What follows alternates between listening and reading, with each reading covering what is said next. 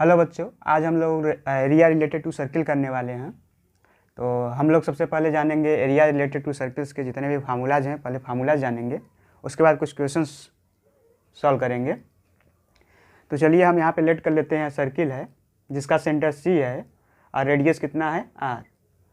इस सर्किल का radius are है। तो आप लोगों ने पेरीमीटर पढ़ रखा होगा। पेरीमीटर क्या होता है? अगर कोई शेप दिया है किसी भी तरीके का तो लेंथ ऑफ साइड्स, जितने भी उसमें साइड्स होते हैं सब साइड्स का सम करते हैं तो वो पेरीमीटर कहा जाता है। तो यहाँ पे तो साइड है नहीं सर्किल में, ये सर्किल की ये बाउंड्री है। इस यानी कि इस पूरी बाउंड्री की लेंथ जितनी है अगर उसको हम सम कर लें तो पेरीमीटर होगा। लेकिन यहाँ पे पेरीमीटर हम ना कह के सरकमफेरेंस कहते हैं। सर्किल के केस में सरकमफेरेंस कहा जाता है। और सर्किल का सरकमफेरेंस कितना आता है बताइए? सर्किल का सरकमफेरेंस होता है 2 पाई इंटू आर। आर क्या है? रेडियस है, यानी 2 पाई आर।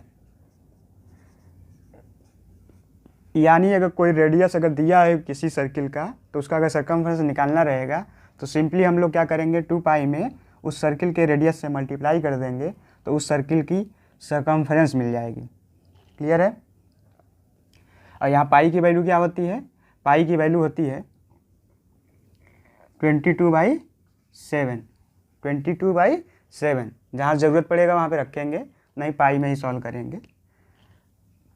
सर्किल के एरिया का फार्मूला क्या होता है? एरिया ऑफ सर्किल कितना होगा? एरिया को अगर हम ऐसे डिनोट करें तो कितना होता है? Pi r square, pi into radius का स्क्वायर। इस सर्किल का एरिया आ जाएगा। एरिया मतलब ये पूरा आपका ये रीजन,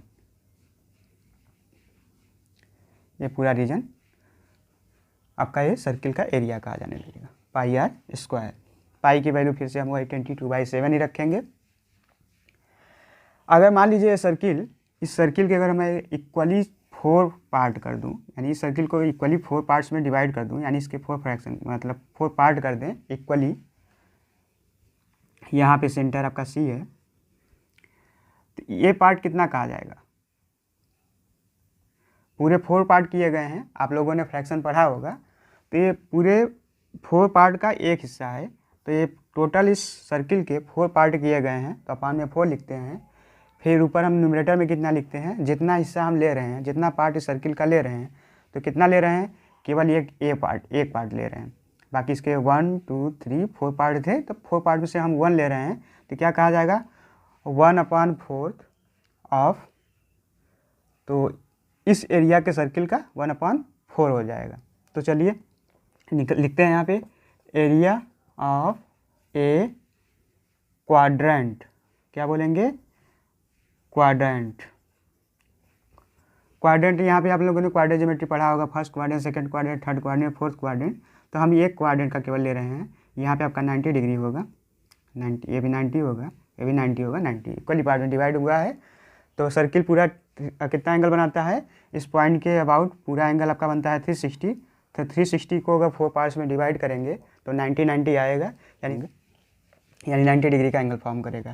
तो एरिया ऑफ ए क्वाड्रेंट, यानी एक क्वाड्रेंट कितना होगा? पाई आर स्क्वायर पूरा होता है। तो पाई आर स्क्वायर में से अगर मैं एक ही क्वाड्रेंट ले रहा हूँ, एक क्वाड्रेंट ले रहा हूँ, इसका मतलब या तो मैं केवल इतना ले रहा हूँ, या इतना ले रहा हूँ, या केवल इतना ले रहा हूँ, या केवल इतना ले रहा हूँ। ये सब पूरा रीजन एक ही पार्ट ले रहे हैं। तो पाई आर स्क्वायर अपॉन 4, यानी 4 में से केवल हमने क्या किया? 1 पार्ट लिया। यहाँ पे 1 तो 1 लिखा नहीं जाता है। अगर 3/4 कहेंगे तो यानी इतना मिला के, इतना मिला के, इतना पूरा मिला के 3/4 कहेंगे तो क्या आ जाएगा? 3/4 पाई आर स्क्वायर।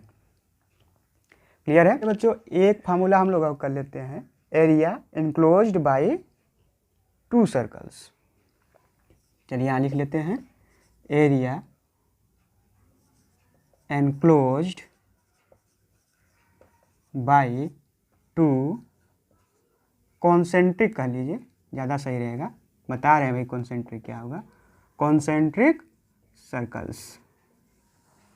यहाँ पे कॉन्सेंट्रिक का मतलब है कि दोनों सर्किल के सेंटर्स सेम है। कॉन्सेंट्रिक, सेंट्रिक तो दोनों सर्किल के सेंटर्स सेम है। मान लीजिए मैंने यहाँ पे एक सर्किल का सेंटर मानते हुए एक सर्किल हमने बनाया जिसका रेडियस मान लीजिए स्मॉल आर है, जिसका रेडियस स्मॉल आर है। अब इसी सेंटर सी को हम सेंटर मानते हुए एक सर्किल और बनाएंगे, बड़ा, थोड़ा सा रेडियस बड़ा करके बनाएंगे। मान लीजिए हमने बड़ा करके एक ये सर्किल हमने बना लिया, सेंटर यहीं पे है। इस बड़े वाले सर्किल का रेडियस है कैपिटल आर। तो यहाँ से जाहिर सी बात है, देख के लग रहा है कैपिटल आर की वैल्यू स्मॉल आर से ज़्यादा होगा, क्योंकि ये कैपिटल आर की लेंथ सी से ही लिया जा रहा है, स्मॉल आर की भी लेंथ सी से ही लिया जा रहा है। तो ये आउटर सर्किल वाले का रेडियस है, ये इनर सर्किल वाले का रेडियस स्मॉल आर है। क्लियर है? तो चलिए हम लोग यहाँ पे फार्मूला निकालने जा रहे हैं। यहाँ पे स्मॉल आर क्या है? स्मॉल आर आपका है इनर रेडियस, इनर रेडियस यानी circle, inner radius of circle, inner radius of circle, circle का इनर रेडियस है। कैपिटल आर क्या है? कैपिटल आर आप लोग का है outer radius, outer radius of circle, यानी आउटर सर्किल कहा जाएगा। और ये अंदर वाले के इनर सर्किल कर देंगे हम लोग, ज़्यादा सही पड़ेगा। तो चलिए हम लोग सर्कमफरेंस निकालने जाते हैं इनर सर्किल का। Circumference, circumference of inner circle, inner circle का सर्कमफरेंस कितना आएगा? 2 पाई इंटू इनर सर्किल वाले का रेडियस, इनर सर्किल वाले का रेडियस कितना है? स्मॉल आर, तो 2 पाई आर। एक सर्कमफरेंस हो गया इनर सर्किल का। Circumference of outer circle, outer circle का सर्कमफरेंस कितना होगा? 2 पाई इंटू आउटर वाले का रेडियस कितना है? कैपिटल आर है, तो कैपिटल आर से मल्टीप्लाई, रेडियस से ही मल्टीप्लाई किया जाता है। अब यहाँ पे ये देखिए दोनों सर्किल मिलके एक रिंग बना रही हैं आपकी, ये थोड़ा सा रिंग बन रहा है जो हाथ में पहनते हैं, देखेंगे तो क्या होता है, एक आउटर रेडियस बनेगा आप लोग का, सर्किल टाइप का ही होता है, सेंटर मिडिल पार्ट से बाहर तक की लेंथ और अंदर तक की सर्किल वाले की, और बाहर वाले रेडियस से अंदर वाले रेडियस को माइनस कर देंगे तो रिंग या यहाँ पे जो सर्किल है इसकी आपको थिकनेस मिल जाएगी, या फिर हम कहेंगे एरिया है किसका, ये जो कॉन्सेंट्रिक सर्किल जो फॉर्म कर रही हैं दोनों के बीच का एरिया है, ये एरिया आपका निकल के आ जाएगा। तो चलिए बच्चों यहाँ पे हम लोग अब area enclosed bye 2 concentric circle, तो ये जो दोनों कॉन्सेंट्रिक सर्किल थी उनके द्वारा एरिया कितना इनक्लोज हो रहा है उसको देखते हैं। तो कितना एरिया इनक्लोज हो रहा है आपका, यही एरिया इनक्लोज हो रहा है, दोनों सर्किल मिल के यही एरिया बाउंड कर रही हैं। बाकी सर्किल का एरिया तो अपना ये है ही, बाकी पूरे वाले का तो पूरा है ही। तो कैसे निकालेंगे? कहेंगे हम इस सर्किल को सेंटर मानते हुए, जैसे मान लीजिए बड़ा वाला सर्किल है, इसका पूरा एरिया आप निकाल लीजिए पहले, तो क्या होगा?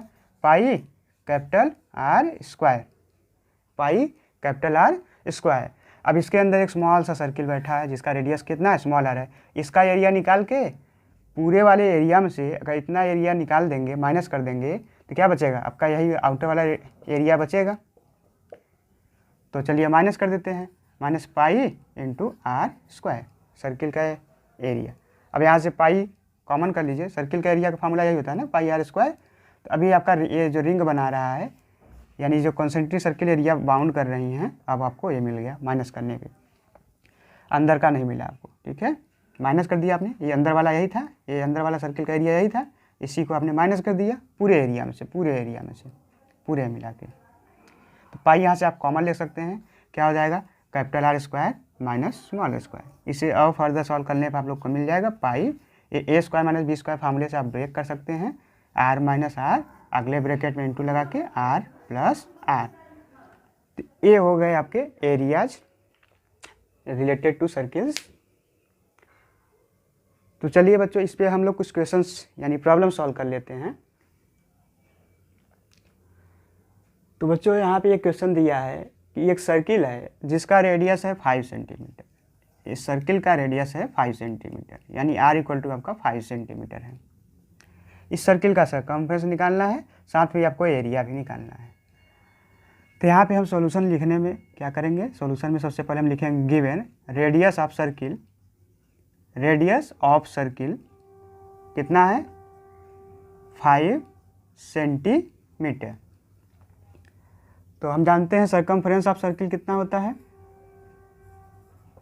फार्मूला बताइए जल्दी से, कितना होता है सरकमफ्रेंस, कितना होता है circumference equal to 2 pi r.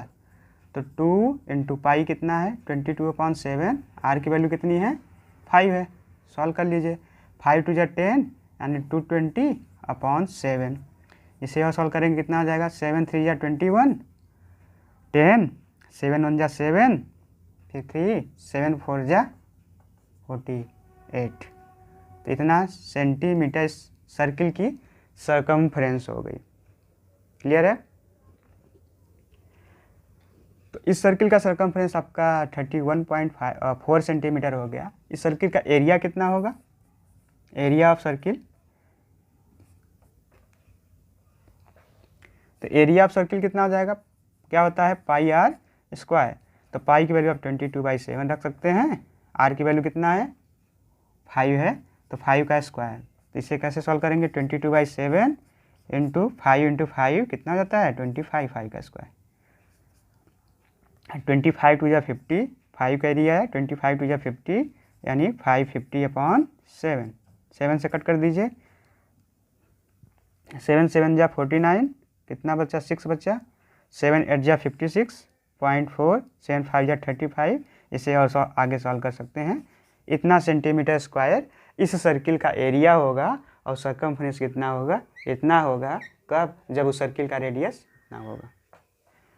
तो चलिए बच्चों अगला क्वेश्चन है find area of circle whose circumference is 44 centimetre. यानी किसी सर्किल का सरकमफ्रेंस दिया है, सरकमफ्रेंस यानी 2 पाई आर दिया है, 2 पाई आर कितना है 44 सेंटीमीटर है। तो उसकी हेल्प से हम सर्किल का रेडियस फाइंड कर सकते हैं, और रेडियस अगर मिल गया हमको तो हमें एरिया भी उस सर्किल का आसानी से मिल जाएगा। तो चलिए लिखते हैं, इसको सॉल्व करते हैं। गिवन, क्या गिवन है, circumference of circle 2 pi r equal to 44।